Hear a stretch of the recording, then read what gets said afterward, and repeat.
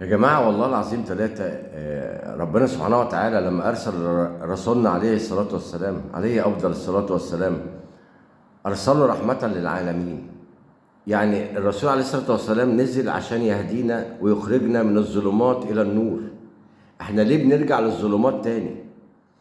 لما حضرتك تدعم ممثل أو تدعم مخرج أو تدعم أي حد من الناس دي، فأنت من الظالمين أنفسهم مش من أعوان الظالمين.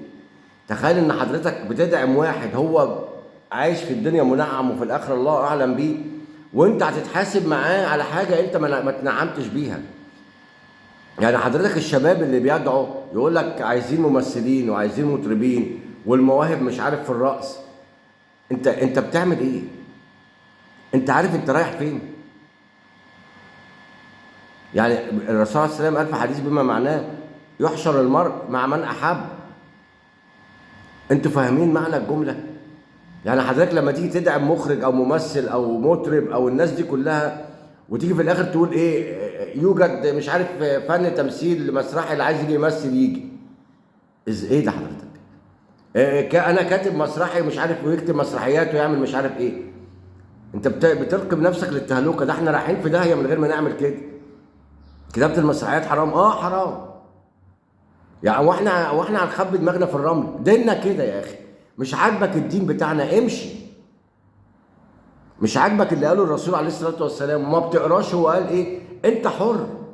لكن ما تقولش مش حرام. ما تفتريش تقول مش حرام. لا، الكتابه المسرحيه حرام.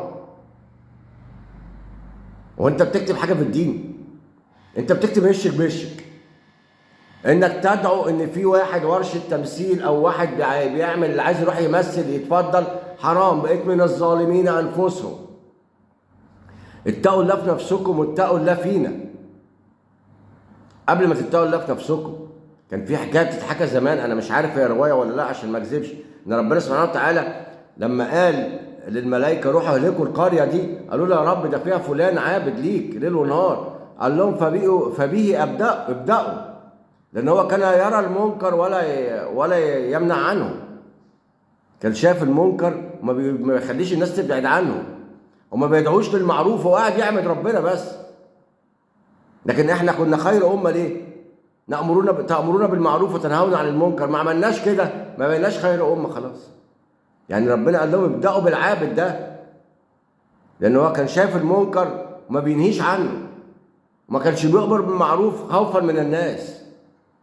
لا، اي حد يدعو لورشه فنيه، لورشه تمثيليه، تعالى معانا مثل، مدارس الرقص اللي كترت، دكاكين الخمره اللي بقت في كل حته برخص والشباب واقف عليها زي النمل، كل ده مين اللي شايل ذنبه ومين شايل وزره؟ ما احنا. ليه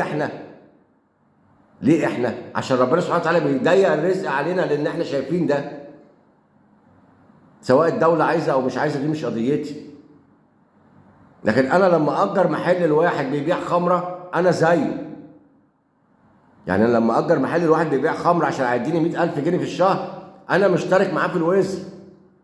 اوعى تفكر ان انا حاجه قدام ربنا يقول لي لا انت مالكش دعوه انت كنت مأجر. لا، انا عارف ان هو بتاع خمره. ما ربنا نهي عنها. مش من المحرمات دي يا جماعه؟ ولا مش من المحرمات؟ الفن والتمثيل ده مش محرمات ولا هو حلالات؟ انا مش عارف. فما تدعوش للناس دي. اتقوا الله في نفسكم واتقوا الله في الناس الغلابه.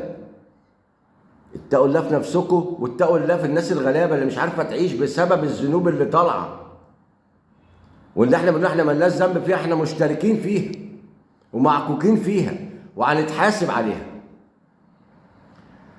اللهم اجعلنا من المتقين يا رب العالمين، واللهم ردنا اليك ردا جميلا ويتوب علينا ربنا.